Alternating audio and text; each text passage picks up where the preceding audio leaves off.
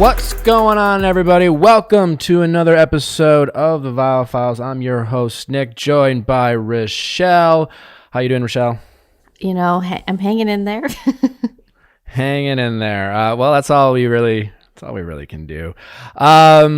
We have a great episode for you. My friend Raja Kumari, who is a very talented songwriter, singer, rapper. I had the pleasure of meeting and working with Raja when we hosted the AMA's Red Carpet not too long ago. And she just has such a fascinating background with her music. Born in LA, lives in India part of the year, a strong Indian history, and kind of we have just a great conversation about music and just kind of being kind of melting pot of cultures and tap into different religious kind of belief systems, but just really fascinating. And I always enjoy conversations with people who bring different points of view to the table and just create interesting conversations. So fascinating to speak with Raja, and again, just an incredibly talented musician who I think has only become more and more mainstream. So it's she just signed with Nas. Just signed with Nas. She's been like working with Timberland, like this. She's super legit. Like, and when I worked with her at the AMAs, like here I am, just kind of this reality TV guy talking musicians, and they're like coming up to her and like Fall Out Boys, like, "Oh, what's up, Raja?" And I'm like, "Hey, dude, what's up?" And so, she's very well respected in the music industry, and I know a lot of my friends who are much more knowledgeable about music who found out that we knew each other. We're like, "Oh, how do you know Raja?" So. She's very talented, but also just a really unique, point of view on just life and culture and what it's like to grow up in an Indian family in LA and have strong Indian roots, but also be around, Americans and just really fascinating. So we really appreciate her having her. So, all right, let's do it. Thanks for listening, guys. Obviously, sending your questions at asknick@castmedia.com, cast with a K.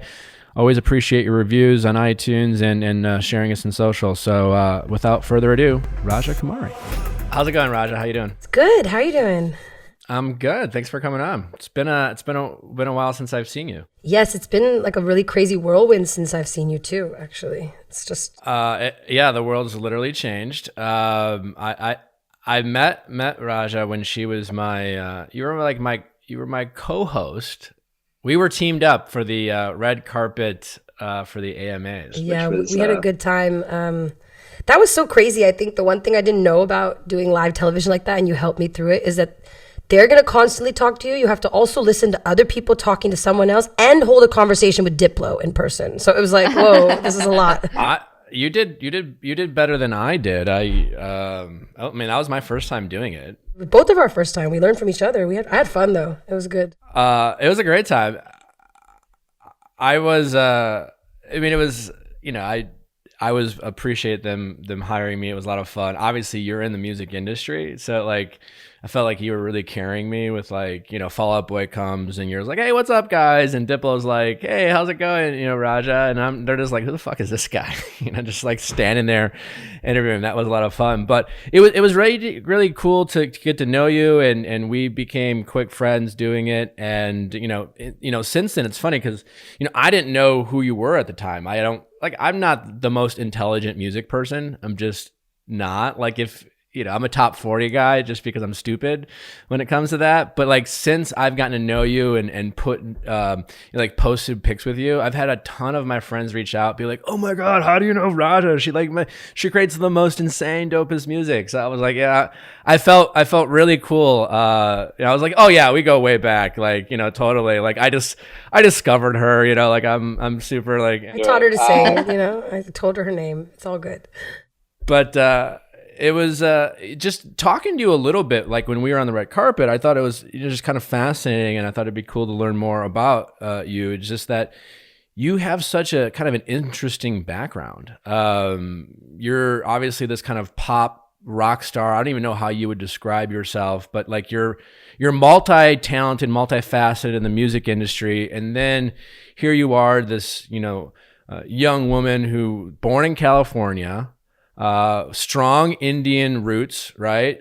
You've become this, superstar in India. You're living in India for a big part of the year, but like you're still, you're still like, you're a California girl, and like a lot of your music is kind of about this kind of in between two worlds personality. And I gotta wonder if like, how has that played an impact on your life, and how do you feel like that's like, in terms of like kind of being inspiration to like anyone who feels out of touch. I mean, here I am. I'm just a white kid from Wisconsin. I fit right in there, like I never felt out of place, and I wonder like, how has that been for you? And has that been kind of inspirational to the stuff that you've been doing? I mean, first, I'm really glad that even though you never felt out of place, that the music was provocative enough for you to like consider another perspective, which I think is like part of it. I mean, for me, the new single I just put out, NRI, is like probably the most like blatant like discussion of this subject. I always kind of like code it in the music, or it's mostly like in my interviews or my visuals, but I really went for it in the lyrics. Like there's like, sorry that my sorry ain't Indian enough, and America don't love me because I'm Indian AF, so which was like a very aggressive thing to say. And when I wrote the song, I wasn't even planning on releasing it. I wasn't like, this will be my first single when Nas signs me or anything like that. It was just, I'm gonna write this because I'm suffering from this experience, and I feel like I can't say anything, because every time I used to talk back in the comments, obviously about this, there's no point trying to defend yourself in comments on Instagram or anywhere. So I guess this was kind of like my rebuttal for that. But it was, I mean, there's good and bad things. Like, I think when I'm in India, I'm so like thankful for growing up in America. Whether I felt out of place at some times, it gave me that American kind of like idealism, that like pull yourself up by your bootstraps. Anything is possible. The American dream is possible for anyone that works hard. That was ingrained in us, and that everyone, not really judging by like the current scenario or what's been going on pre-COVID, BC, before Corona, or like, what's going on. But, it's just, it was like, it was interesting to grow up not seeing anyone like myself. I always tell my friends in India that they're really lucky that they grew up with magazines that had people that looked like them, or like the commercials on TV, the moms looked like their mom. Or like it looked like them, and there's food, or like their, the biggest holiday is Diwali, and now people know about it because The Office did an episode, and like, people have started talking about it. But imagine growing up with like something that is as important as Christmas, but like, one, there's no day off. Two, everyone thinks it's like a fake holiday. It's like that kind of stuff was really, I think it made me strong as a kid, because it was something that I really loved, where I came from, and my family. And I thought the colors were fun. I thought like everything was so interesting. So why would I leave it behind for something that I didn't think was as colorful? So I'm glad that America kind of made me that way, because I know that there are people all over the world, whether they're Indian or not. Like, I've gotten more messages from people who are not Indian after this song, saying that they relate to it. So it's being from two worlds is definitely a struggle, but I think speaking about it and like being just saying it out loud is a lot of work in the right direction, because I don't think anyone would even put the word Indian in their song. And I just was like, I'm Indian AF, Oh, totally. I mean, we had Fortune Feemster on a while back, and she talked about the importance of representation in general, her coming out as a lesbian, and how representation matters. And again, I think that's something that's often lost on people who, identify with mainstream culture, right?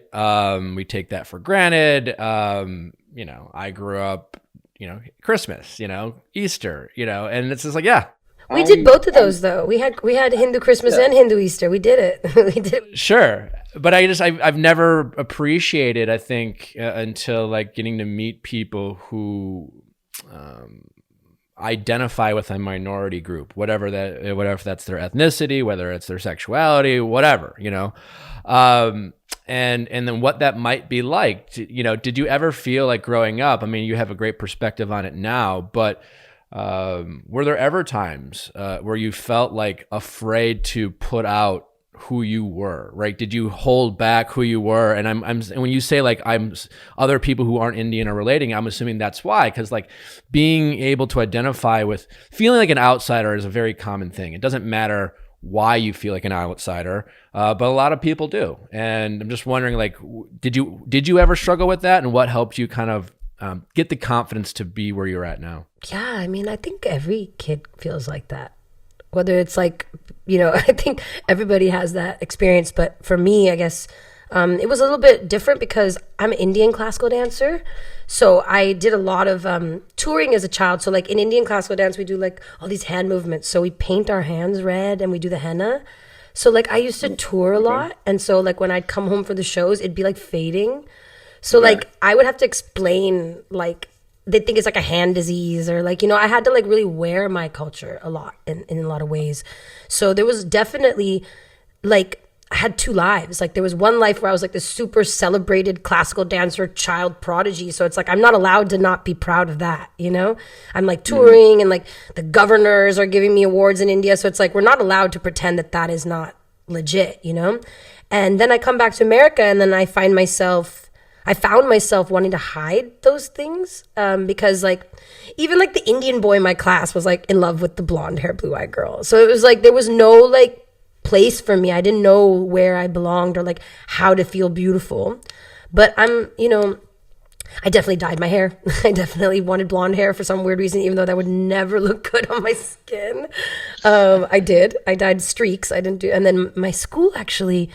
Now that I'm thinking about this, I remember my girlfriend, my best friend, she was a Italian girl. She had gotten blonde streaks, and I went with her, and I also did it. And the school made me put my hair back because they said it wasn't natural. Yeah, actually, I remember that now. I forgot about that. But yeah, things like that would happen. That's fucked up. Yeah, but I think at some point I just because the love for the dance was so intense, and because I knew that it was so well respected and celebrated, I wasn't allowed to call it lame or I wasn't allowed to like throw it to the side.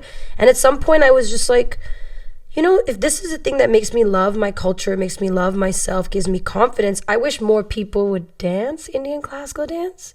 So it was like this really simple idea, like, okay, why is no one, I can only get to like an audience of 400 or 1,000, let's say, on a really great day.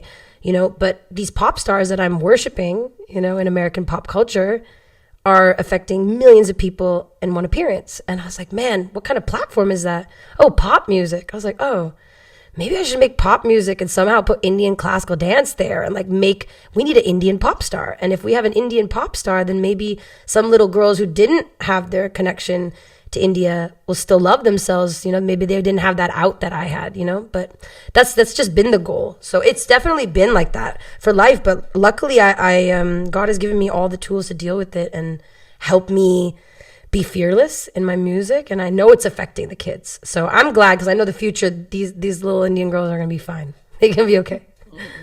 Magic spoon. Well, I gotta tell you, growing up, cereal was one of the best parts of being a kid. I truly loved it. It was an epic moment every morning when I would have cereal and fight it with my 100 other siblings. But I'll tell you what, I've been trying to cut down on carbs, sugar, unhealthy food, and I realized that basically I can't eat anything anymore. And so that required me to try to limit my cereal intake. But then I discovered Magic Spoon. I've been eating so much Magic Spoon since I've been stuck in my apartment. Like cereal brings me back to the good old days, I love cereal. And I'll tell you what, a little bit about Magic Spoon. Delicious, 1. 0 grams of sugar, 2. Only 3 grams of carbs, 3, huh? And it also has protein in it, so I get my gains. So that's a win. Yeah, my favorite is the fruity one because it reminds me of my favorite cereal. Right here. Fruity. It's great. So if you love cereal like me and you don't want to feel guilty about having a bunch of sugar and a bunch of carbs, try Magic Spoon. So go to magicspoon.com/VIALL to grab a variety pack and try it today. And be sure to use our promo code VIALL at checkout for free shipping.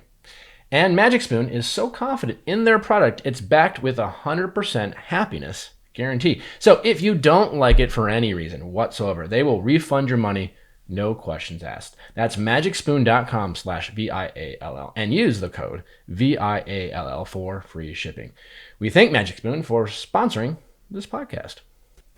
EMBARK. If you have a furry canine at home, now's a good time to really get to know them. And what I mean by is stop just, calling them a mutt or pretending that you know they're a purebred, or maybe you're just not even sure how old your dog is because you were a wonderful, kind person who rescued a dog. Maybe you just rescued a dog during quarantine because you wanted to make sure all the furry creatures were safe, and maybe you want to get to know them a little better. EMBARK is the perfect thing for you to do that. It's your dog DNA test kit. You find out so much information about your dog, their age, their breed, facts about their history, and it's a great way to be proactive in their healthcare. Just like with us, the more you know up front, the better chance you have to treat any ailments they might have.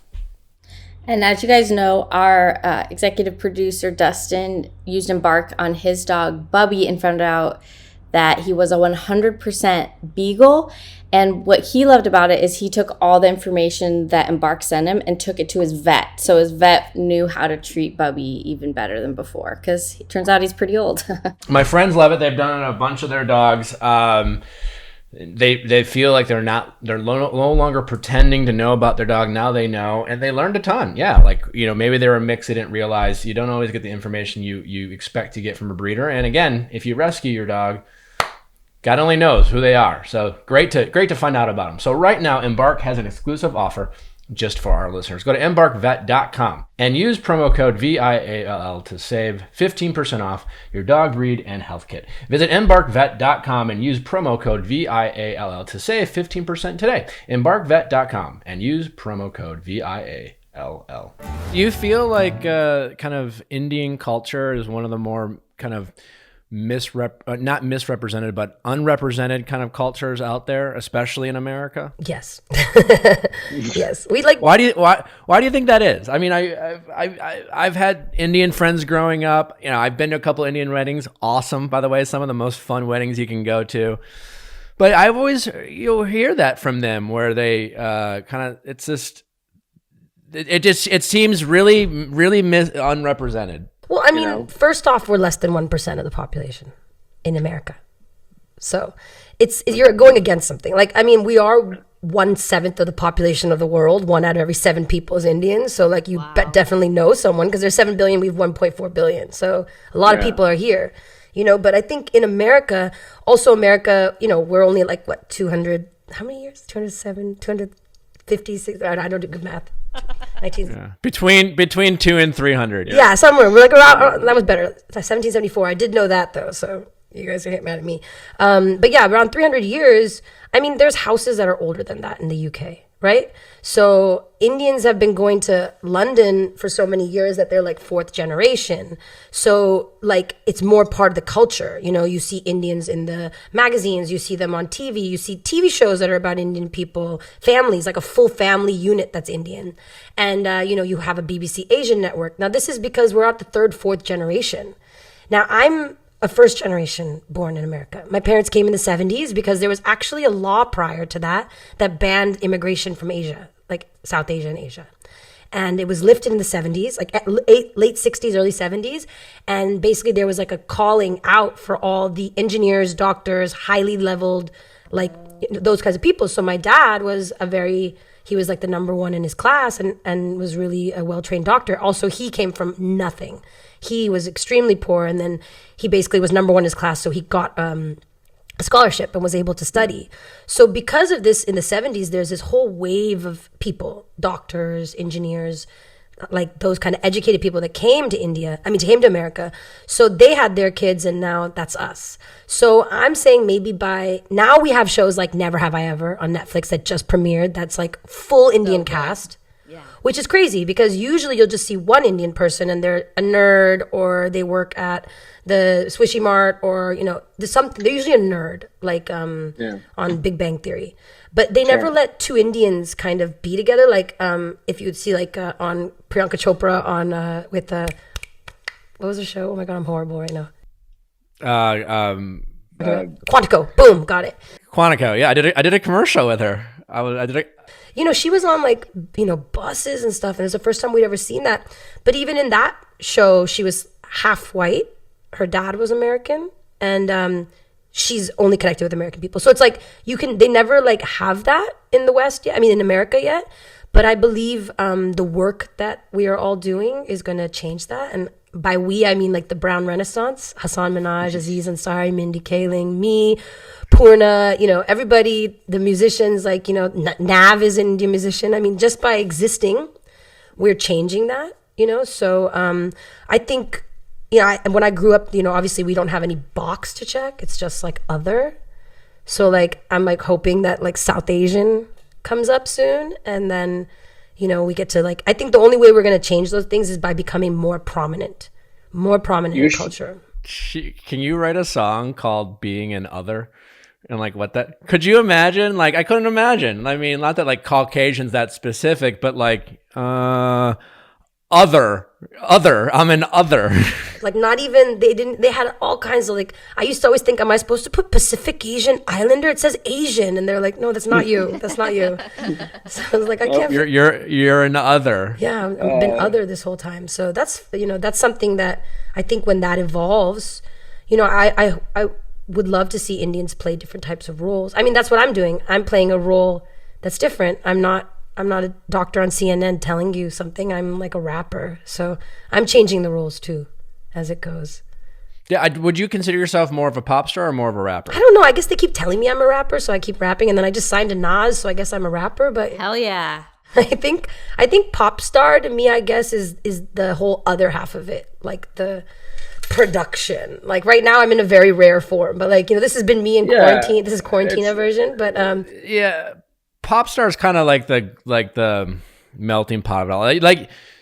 Like you can be a country singer and a pop star. You can be a rapper and a pop star. Like you can't be a pop star and then like you can just be a pop star too. But like you have some. But that's different. That's like I know exactly what you mean by that. Yeah, I'm definitely a pop star for India because they don't have anyone like me, and I do pull up and there's people carrying my cape behind me because we don't want it to drag. So I think that's the characteristic of a pop star. If someone has to carry a piece of your clothing, then you're like, okay.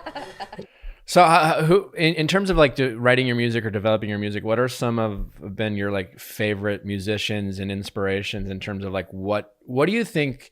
Yeah, like if you were to look back, like who do you think you really kind of modeled your work after, and how much has been kind of a melting pot from your Indian culture versus like what we've heard here in the States? Yeah, I think the Indian culture is just like the foundation, because I think like when I started as an artist, like as a classical Indian dancer, I learned about music through that.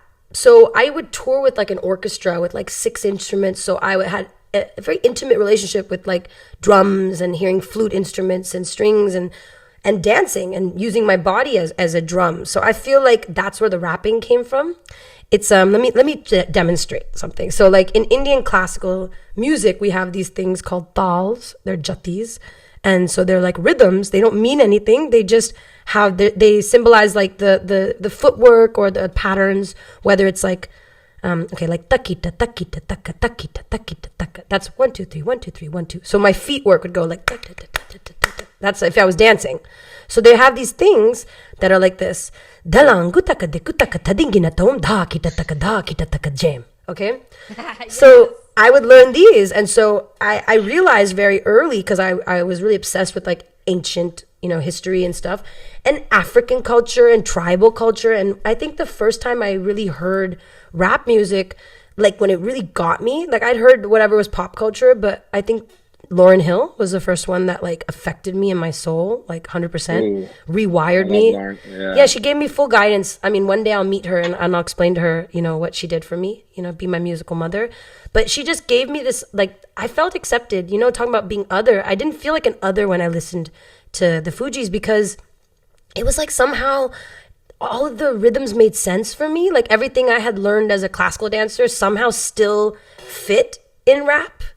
And I felt like hip hop would be like this language that I could express myself. It wasn't of my parents' era. It wasn't what my brothers liked. They were like into punk rock and like heavy metal. And it was like this thing that was just mine, So I started figuring out that classical music worked like rap. So demonstration, it's from one of my songs. Kumari, daughter of the king. How long you think that you could keep up with my tempo? Dance to the rhythm, dance in the Himalaya. Ain't hearing what they say. Dinner, heart beating like the bass. Heart beating like the bass. Heart beating like the dalangutaka dikutaka tadingina tom dhaki jim. Dalangutaka dikutaka tadingina tom, dance to the rhythm, dance in the Himalaya. Ain't hearing what they say. Dinner, heart beating like the bass. Raja, I can't even pronounce my SHs very well, and you're just all like, you're all just like dropping some mad. That's very good. You're very talented. But do you see what I'm saying? Like, I've kind of like unlocked that. And for some reason, I thought that was like a superpower kind of thing. I was like, oh, I figured out something no one else knows, is that we've been rapping for thousands of years. Yeah. So there was just something like that connected for me. And I stopped having to be like, I don't belong here, or I need to be like someone else. It was like, no, you need to be an Indian superhero pop star. Like, that's very cool. Yeah, I mean, it's always kind of fascinating when we kind of like go back to our roots and kind of discover things about ourselves, and kind of gives us the confidence to embrace certain things that maybe we pushed away or didn't embrace in the past. So that's pretty cool. And like I said, it's really neat how kind of inspirational I'm sure you are to all people, and specifically, obviously, young Indian people. Yeah, it's fascinating. How does that kind of affect your own personal life in terms of, you mentioned, growing up, even the Indian boys like the blonde hair, blue eyed girl. Things have changed, baby. Things have changed. Yeah. Now that you are out there, I don't know what your relationship status is. Are you dating someone, single? No, I'm single. I'm ready to get married. Okay. Do you feel a pressure being kind of this person of like ending up with an Indian man, or versus like a total white boy? Or like, do you feel any pressure in terms of your fans and what that's like? Oh, I feel 100% pressure from my parents. That's like a hard press. Like, they're like on it. They think I'm 12 years overdue for my marriage. So that's how they feel. So they feel like basically until I get married, then like once I get married, my dad will retire. That's how he feels. His job will be done. I've been in America for a long time. I have friends from all different types of cultures and things. And I don't know, I'm not saying that you'd have to be Indian. I think people, if somebody was able to like be there for me in the way that I need, but I think I am slightly obsessed with maintaining culture and preserving it. For the future, because I think a lot of people are not preserving it, and I want to make sure that it keeps going. So I think that might be easier with an Indian husband, but who knows? I could get a white husband that's like, I have a PhD in Sanskrit, and then like they know more than me, because like my first teacher in college was a white guy named Brian, and I was like, how does he know more than me about ancient Indian history? And I was like, I have to change my major. So I mean, I'm open to anything right now, but I definitely. I feel like I want to live it's going to be hard to marry me unless you like kind of are in India, because I want to be in India half the year. And, unless you are Nick Jonas. I mean, hey, if there's like a Nick Jonas number 2 out there that wants to pull up on the world tour. Yeah. The other Jonas brothers all the Jonas brothers are married. We're done with the Jonases, but Yeah. Just saying, same kind of vibe. Yeah, that's got to be tough to have that. I appreciate the pressure you might feel. And like, it sounds like it's more of something you've put on yourself and less of from a fan standpoint. Oh my God, this is therapy. Are we ready? Yeah, it is. It is definitely. No, it's definitely, I think I'm just ready. It's so funny. Like, now we're in this post-corona world. I read this article, and it was like, we're not going to have festivals till October 2022. Maybe they were saying, possibly. Wow. And so I'm coming off of doing festivals with 25,000 people in the middle of Arunachal Pradesh, like that only came to see me in the middle of India. So it's like I'm coming off of the biggest crowds I've ever done. And then to think that I'm not going to see them again for 2 years makes me feel like I should get married and have a baby right now. And then I'll be done. And then I can go back to work in 2 years. Crazy how women have to think. Yeah. I need a husband. Yeah. Whoever wants to make that happen. Grubhub. Well, people, obviously we're staying at home. Obviously, we wanted to stay at home as much as we can, and we still got to eat. So Grubhub it, and obviously what a great opportunity to support your local restaurants and get delicious foods safely. And Grubhub is making that happen. And honestly, I just like it because I'm often lazy, especially if the more sitting around I do, the lazier I get. And there's nothing better than going on the Grubhub app, looking up some delicious food, pressing a couple buttons, moments later, reasonably, delicious food shows up at my door. It's touchless, it's safe, and then I feel good about supporting my local restaurants. Grubhub helps you enjoy your favorite restaurants with new perks and exclusive awards. You get a $10 perk every time you order, available all day, every day at selected restaurants. So obviously, just stay safe, stay inside, support your local restaurants with curbside pickup and contact-free delivery on Grubhub. Just for our listeners, if you download the Grubhub app, new diners will get a $10 perk. That's $10 off any delivery of $15 or more. So download the Grubhub app today and enjoy the restaurants you love delivered. How are you? I mean, are you but in all seriousness, are you do you DM guys? How do you online date? Try to get on the dating apps. I've tried to do this thing. It's kind of been troubling. One, I put pictures that are not pop star version, but then eventually, when I was in India, eventually they'd be like, this is you, or this is a catfish page. And then one guy, he recognized me. He was like, I saw you in San Francisco. And I was like, cancel, abort. And then my parents were kind of getting me, they want me to be on this millionaire matchmaker type thing. Oh no. But I mean, I'm actually, because if I'm already trying online dating, then what's the difference? Because at least these guys will be aware of what I do in my career. We don't have to lie to them.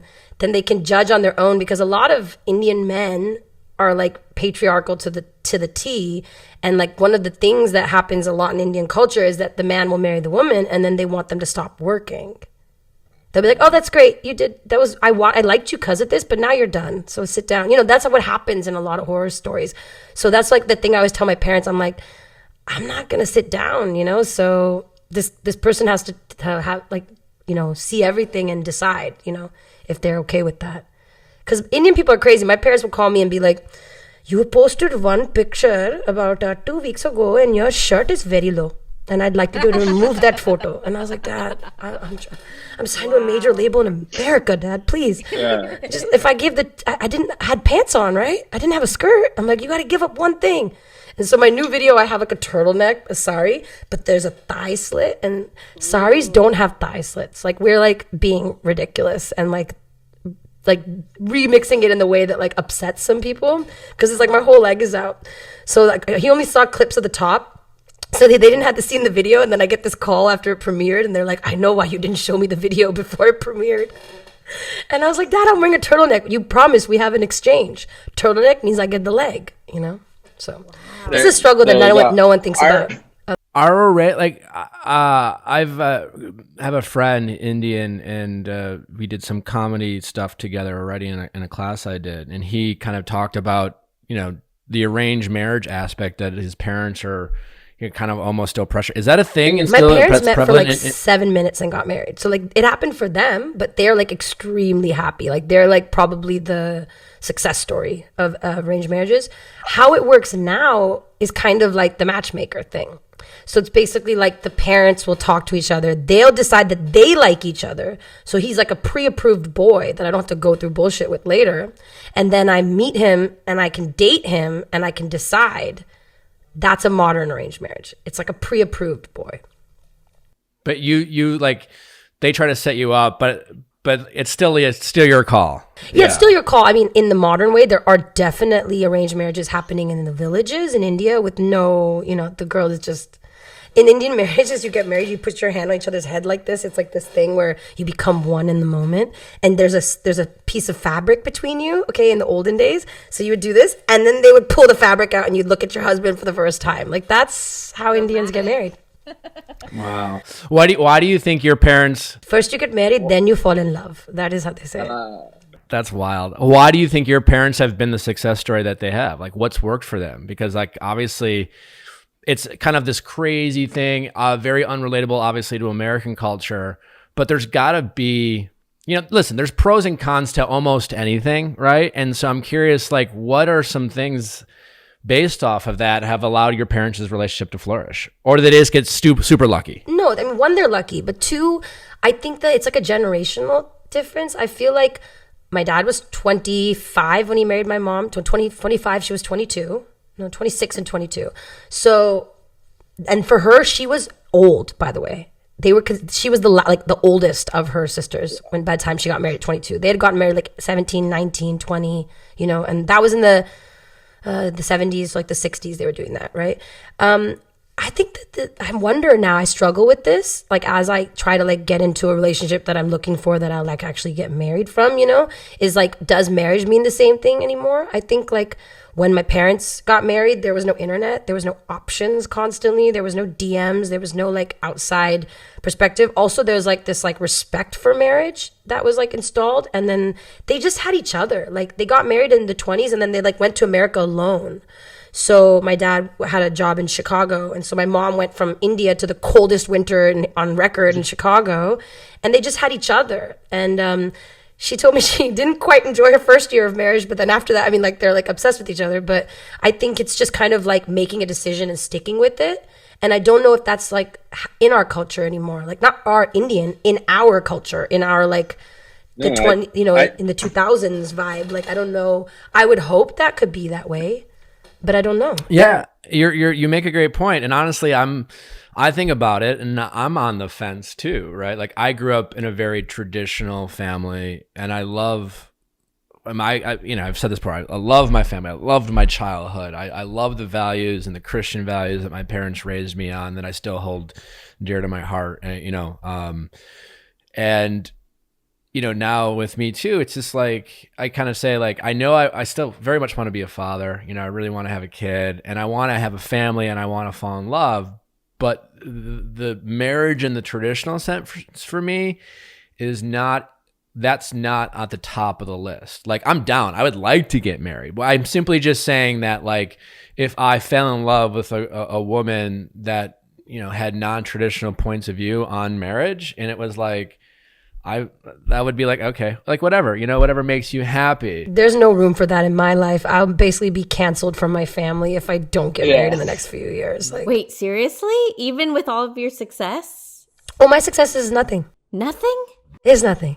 Do you, with your parent? Do your parents not necessarily? They'll just be like, yeah, that's great, but your eggs, there's only so many left, Like part of me is like, why do you like, if you get to a certain point of like success and independence, like do you still care so much what they because think? I think that's how our culture is. We're like very like, we don't in Indian culture, like your parents live with you, like not now, but like when they're older, like if it was only your mom left, she would live with you. You don't put your parents away and stuff like that. And like, it's just like very much involved. Like until I'm married, I'm a kid. I'm a child until it's so weird because it's so patriarchy, but it's like until my dad passes the responsibility to another man he thinks can handle it, then he'll chill. Wow. It's called kanyadan. We literally like, he does this thing where he like gives an offering, and then the bride is brought in a basket. Let's not even get into it.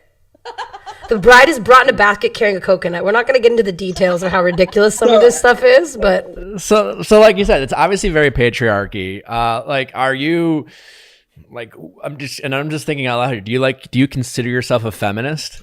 Well, I mean, I think so. I think anybody that believes women should have equal rights is a feminist. So most men I know are also feminists, Yeah, no, I agree. I'm just kind of curious. Like it's a fascinating to hear you talk about like this allegiance and loyalty and understanding, which again I think is great, to your culture and past. And like again, it really kind of goes along with what you're all about in terms of finding the balance between your history and like kind of progress, right? Mixing your American culture with your Indian culture, finding the good things that come from things about your past, but also not being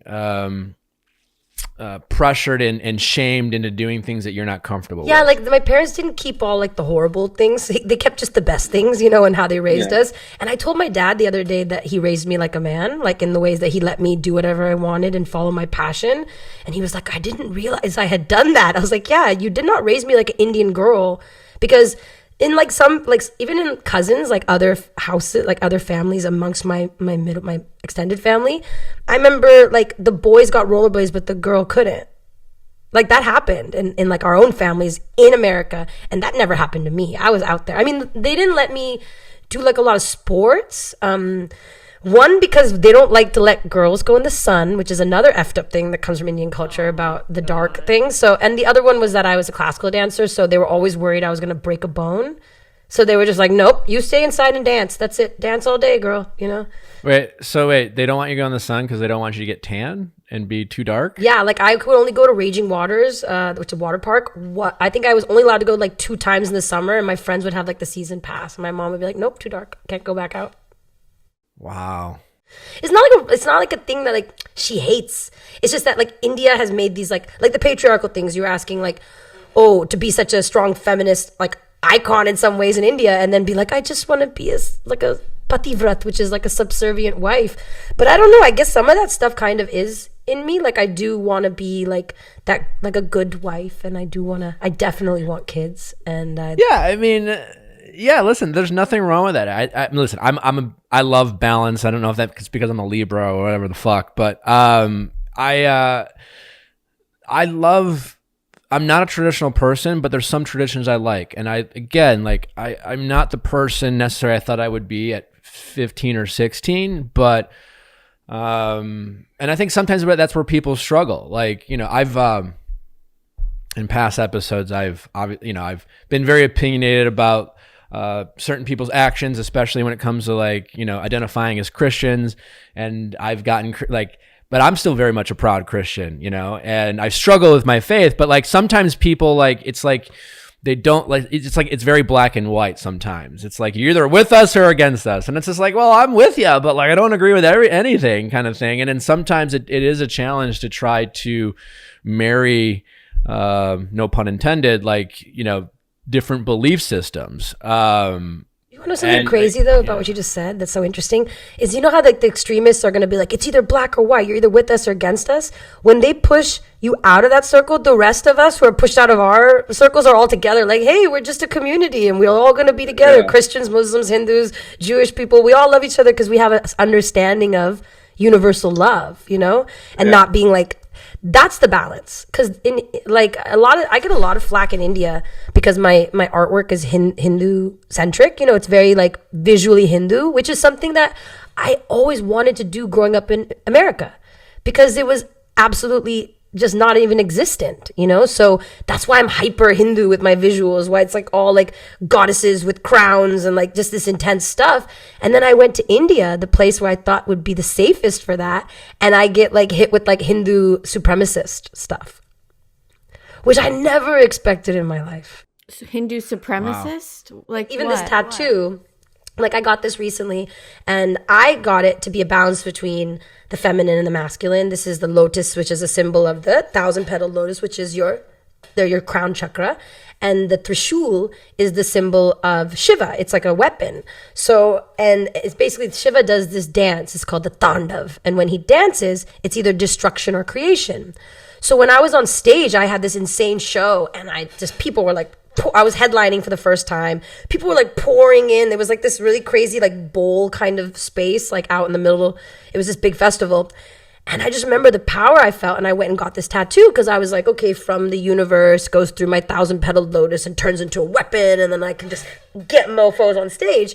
People go crazy because in India, this is like, the Trishul is a symbol for one Hindu supremacist. Like there's like, if I call them Hindu supremacists, I'm going to get in trouble on the other side. There's 2 political parties in India that are highly Hindu-centric. We'll use the proper words because Indian people will come eat my soul. And the symbol, for one of them the symbol is this, and for one of them the symbol is this. But these symbols are thousands of years old. They belong to all of us. But I get a lot of crazy flack that they say like, oh, I'm like repping them. Like as if, it's basically they're trying to say I'm wearing a MAGA hat, is what they're trying to say. Oh. Yeah, I mean, listen.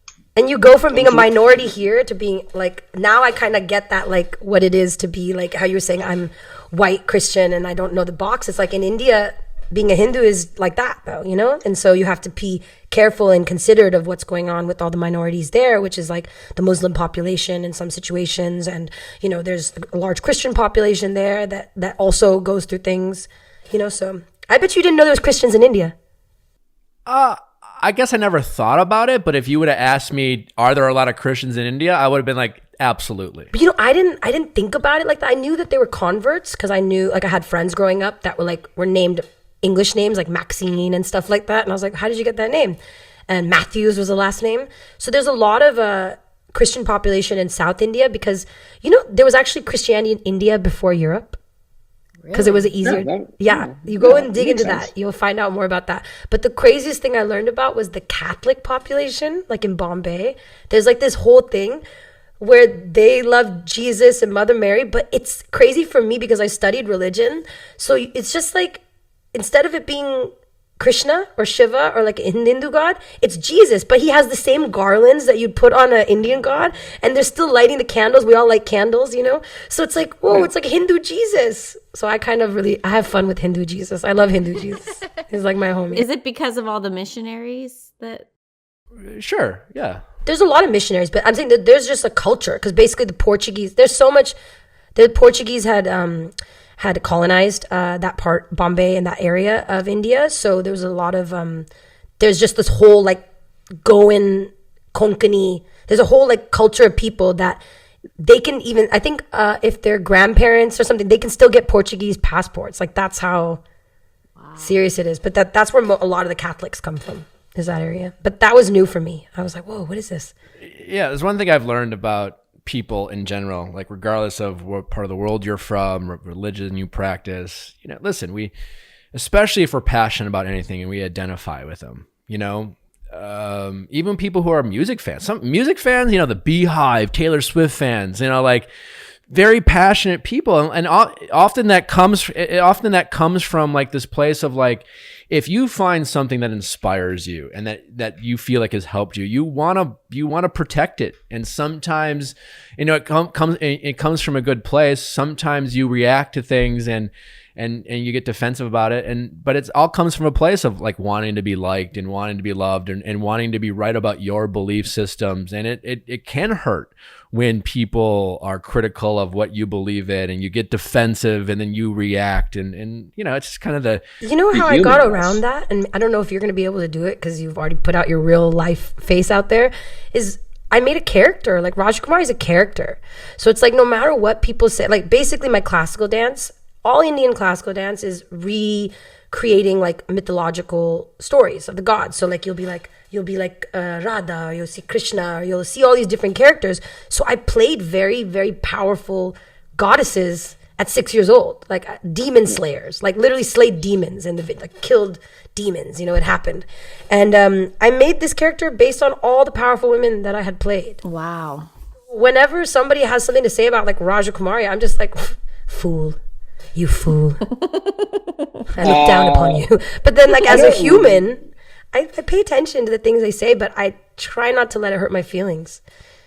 Yeah, it's tough. I mean, like that's the thing. It's for me, I'm probably best known from playing myself on TV. And so yeah, I mean, and I think the podcast I just try to be myself. And I think in a positive way, that's allowed people to get to know me on a more intimate level than say watching on TV. But I don't really have, like, this is kind of who I am. I don't really have an alter ego. I might be a more heightened version of myself. Like, especially like I'll cover The Bachelor. I'll give commentary or points of views on, cast people, and then that I saw some like news article went by. It was like Nick has got his opinion on this character, and I was like, I don't even watch this show, but I'm getting this news. It's like your commentary is like coming through my news feed. I was like, yes. I mean, like the truth is like on a daily basis, I don't give a shit, right? But like if you're gonna ask me my point of view as it relates to a topic that we cover, like I've become a pundit as far as the show goes, and you're allowed to speak. And like we all get defensive. I get it, but it is what it is. But yeah, like religion's a funny thing. Faith, I don't think you can argue that faith is a beautiful thing. Faith in whatever you believe in is beautiful. But the reality is religion can be both beautiful and it's been toxic and it's been misused and it's been abused. And that is the human element in us. Humans do that. Like we as humans we all get it wrong. My favorite thing is, well, my least favorite thing, only God can judge us. And I'm like, great. No, well, that's actually totally not true. We all judge people as humans. Now, God's opinion might be the only one that matters.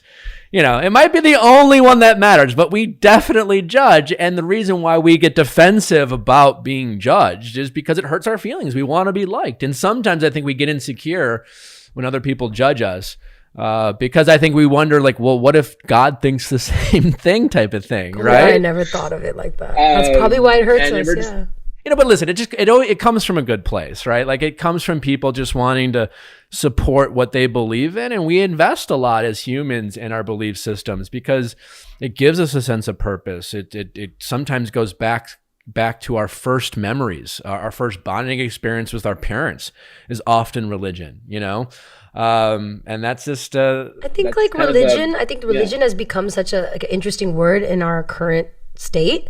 Like, if I feel like if I say spirituality, people don't get triggered.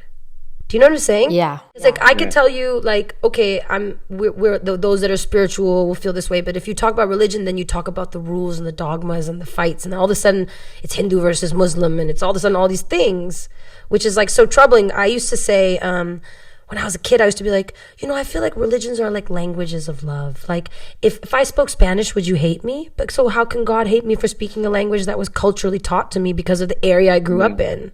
And I wrote this song when I was like 18, and it's actually the first song I wrote that I was like, oh, I think I'm supposed to make music, because people don't just write things like this. It's called Salvation, and the lyrics are, if you want salvation, why segregation over divine inspirations? Revelations are just the words. God answers every prayer heard. So it's more like, instead of like killing yourself over like what's in the book, make yourself a reflection of God by being godly, by being nice to people, by being giving, by positive energy, and then God will hear your prayers and they will be answered. Instead of fighting each other, being like, you're singing this language and I'm singing this language. That's me hoping the best for the world. That's what I try to put out there. But totally, yeah. And like I said, the only God can judge us. I think we're just, listen, especially if you believe in an afterlife, it's a scary proposition. You're hoping that whatever you're doing is right, and you have this human elements to you, and humans will fight back and forth about who's more right. Meanwhile, God's up there being like, I'll let you know when you die, I will be here. I'm keeping track. I will be here to give you I will be with Anubis, and we will weigh that heart. We will find out. He's like, I'm God. I already know. You're not convincing me. I know. But as humans, we just want to be heard and we want to be right. And I think we just it's fear. It's fear of being wrong, fear of being judged by others. It's so people, that's the thing. We do judge each other. It's very human in us to judge people. Yeah, it is. It is. And it's crazy because I'm like, we're talking about these things and I'm like, I'm not trying to plug my music over and over again, but you keep saying stuff that I'm like, wait, I wrote a lyric about this. But in the song NRI, there's this part of it where I'm singing and I was at, do you even know who you are? Tell me, what are you made of? What you afraid of? Hater, 'cause I let you tear me apart. Show you what I am made of. Is this what you're afraid of? Hater. And it's like, dude, I let you fucking tear me apart. And at the end, I'm still there. So did your hate matter? And who are you? And you're mad at me for being using Indianness as a gimmick or putting it on. I'm like, bro, what are you doing for the culture?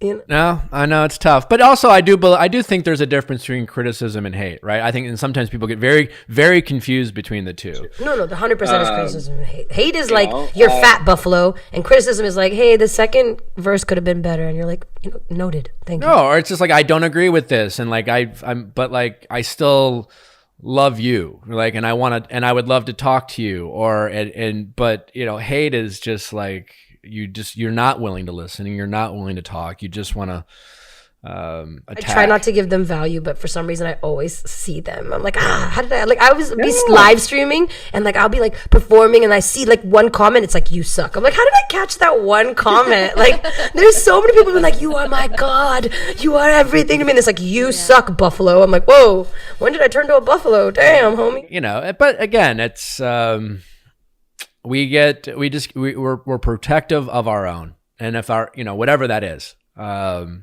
it's a sometimes misplaced loyalty, and it comes from a place of love.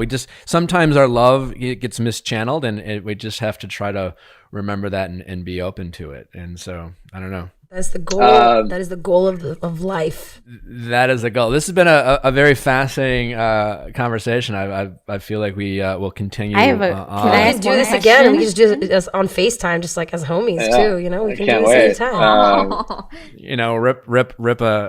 Anyways, Rochelle, you guys said you have a question. Well, I just think I'm fascinated by women who succeed in fields where, not that music is male dominated, but it feels run by men a lot of the times. And I know you just signed with Nas, and I just watched Taylor Swift's documentary. It was so interesting. I don't know if you saw it, but I've seen half of it. I'm going to complete it. You just reminded me to go back. Yeah, it's good. Yeah, I can see her pain. Definitely. I understand it. What's it like, working with men and still making sure your voice is heard? And I've been really lucky, I want to say, and I said that earlier, that like somehow I've remained unscathed. Like nobody has put me in a position that like propositioning me or acting like they wouldn't help me unless something was given, which I know is the situation for a majority of people. Like a lot of people deal with that. I think when I walk in a room, I just have I create like a vibration that does not allow someone to come with that shit to me. Dang, yeah. There's just this beacon. But the people that I've worked with that have taught me the most are the legends. Like I got to sit in the room with Timbaland. He taught me about like sticking to your instinct, and when you freestyle the melody and the vowel is even sounding like a O, don't try to write a word that doesn't have an O in it. Like he's made me trust myself so intensely that like everything I do is right. It's like that's what I learned from Timbaland. Nice. Like people like Nas, like just watching Nas listen to my album and just be like, do you know that I was listening to your album in my room alone and no one loved hip hop in my family, and it was just me and your album, and it was just me and you in that room, and now you are here helping me give my music to the world. So there's been, it's difficult with a male dominated situation. Whereas I get on festival, pre-corona, I'd get on festival, bills and be the only female. Yeah. I would say stuff on stage. I'd be like, I cannot be the only female. If you are in the audience and you make music, the world needs you. Make music. We need more female rappers. We need more female musicians. So I think it's just like, it can be a challenge, but it can also be a treat, because I am probably one of the only female rappers in India, like kind of on that level. So no matter what, I don't have to compete with them. So it can be a man's world, but I want to be a woman in it. Marilyn Monroe. Well, that's great. And it's awesome that you're doing what you're doing. And again, the ripple effect of what you're doing, years down the road, I have no doubt you'll have your footprint on a lot of people's success. And that's got to be a fascinating and cool thing to think about. Yeah. I mean, I know that if an artist even represented India even a tiny bit when I was a kid, what that would have meant to me. So I know there's going to be some just incredible musicians that it's one of my dreams, and I've said it a lot of times. Obviously, I would love to win a Grammy in my life. I mean, that's something I have on my list, but I would love to see somebody come out of India and win a Grammy. Like a kid born in India that made music, that was able to compete with the entire world and sweep the world. I would hope to be a part of that project and be a part of their career and help that happen in the future. That would make me really happy. That's awesome. Well, this has been really great. I've really enjoyed it. And before we let you go, we're going to do our last thing we do with all our guests, called play a little game called Do You Know Me? Real simple, Raja. We're going to ask you some questions. They're real basic. Rochelle picked them out. Just a heads up there. Yeah, and don't feel like you don't have to answer if it's too weird. I have no filter, so let's go. Let's see what happens. Yeah, it's great. Don't answer right away. Rochelle and I are going to guess, basically, is the idea, right? And then, it's good you told me that. If there's an anecdotal story you want to add to it, feel free. Okay, let's go. Do you know me with Raja Kumari? First question. Does Raja have Bumble on her phone? Does Raja have Bumble on her phone? Currently. I think She definitely has she's tried Bumble. She's been on it. But don't you think she's on that fancy one you're on? What's it called again? Raya? Raya. Raja's on Raya. I'm on Raya yet, but if you're on Raya, maybe I should get on Raya. My friend's on Raya. I'm going to say yeah.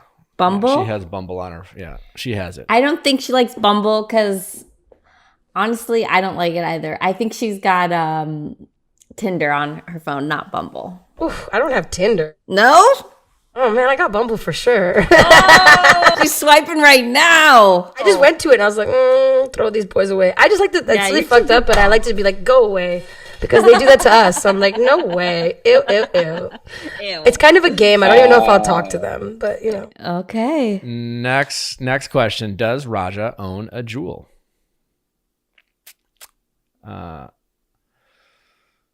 Yeah. I think no, she's got to protect those pipes. Her parents would not approve. Parents would not approve, yes. I do not own a jewel, but I do inhale other vapors. Not vapors, but they're more natural and they grow from the earth and they're very prevalent in California and India. I smoke weed too. It's fine. I've had to tell my parents, like, this is messed up. I'm sure somebody will hear this, but I have been caught like many times. And like now that it's like legal, it's like a lot easier because I'll be like, Dad, I can't even get in trouble. So now I basically told them that if they accept that sometimes I smoke a joint, that I have nothing in life to hide from them. Oh. Yeah, I mean, it's just culturally just not as socially acceptable. I find it to be a lot less damaging to your body than alcohol, but like... But they're, I mean, they wouldn't want me to like, I mean, I just keep trying to prime them because eventually I'm going to drop Kumari Kush. So I'm just like trying to get them cool with it. Damn. Well, let me know when you do. Oh, don't worry. You'll be on the tasting list. Has Raja ever been waxed? Sure. Yeah, you're a performer. You know, someone's like waxed some part of your body. Baby. Yeah. Yeah. All the time. Yeah. My friends got mad at me because they're like, you should have got laser. But I'm like dying right now because it's sad. Sad life. Because you can't get waxed right now? Can't get the thang waxed, you know? The thang. Oh, the thing. Yeah. Letting her run free, huh? It's okay. It's all right. Life's going to be okay. Last question. Can Raja name 3 Shakespearean plays? Can I? Of course. I'm gonna course. Say yes. Yeah. Yeah. Romeo and Juliet, Caesar, and Othello. Damn, that was quick. When I was a kid, I used to know like the Mark Antony's eulogy for Caesar. Oh, cool. I bet you if I get the first 2 lines or something, it'll come out of the back of my head, but I can't remember it right now. But I used to recite it. All right. Well, thank you for playing Do You Know Me? Do you feel like you like are just really into like you because you talk about the mythology and your dancing? Are you really into story and myth and? I like ancient history. I think my last birth was sometime during the seeding of this world, when the megaliths were being formed. So I feel that I'm back again to put the same energy back on Earth that was there at that time. That's my goal, and so some people might resonate with that, and some people may still have some more things to figure out in their life till they can resonate with that. There you go. I really loved having you on, Raja. It's been a real pleasure and a ton of fun. Where can people find you on social? Where can they listen to your music? Everywhere. Raja Kumari. Raja like the tiger from Aladdin. Kumari like Harold and Kumar with an I at the end. You got it. You can figure it out. Right. And then you're on Spotify. Apple, Savan, Wink Ghana. There's stuff you don't even know about. I'm on Hungama. All kinds of Indian things. But yeah, everywhere on the Raja Kumari, on Instagram, Facebook. And you're doing a virtual tour? Yeah, I'm at the end of my world wide web tour. And I got like a few more days on it, but it's been amazing because it's been cool to connect with people from actual different like countries, like the interviewer and then like the timing and the fans and stuff.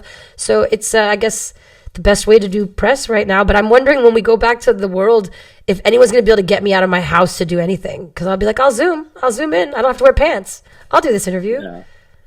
Now, there's definitely going to be an adjustment with how we do things. And when we come back to life, I know we're all going to be like, it's okay. Well, this has been absolutely awesome. I really enjoyed it. You're doing great things, and I wish you nothing but future success. And I am really excited to see you blow up even more than you are. And it's been a ton of fun. And thank you for being such an inspiration and a melting pot for all different cultures. And definitely think it's a way of thinking that people should try to adapt even more. So thanks for doing it. Thank you for having me, and make sure everybody streams NRI if you want to learn more about the duality of two cultures. Thank you. Absolutely. Well, and as always, we thank you for listening, the listeners. We really appreciate it. Don't forget to rate us on iTunes if you want. Always trying to make sure we're getting those reviews. It means a lot, obviously, and those people who plug us on their social, always great. So thank you for doing that. Don't forget to send your questions at asknick@castme.com for our Ask Nick episodes. And other than that, we will see you on Monday.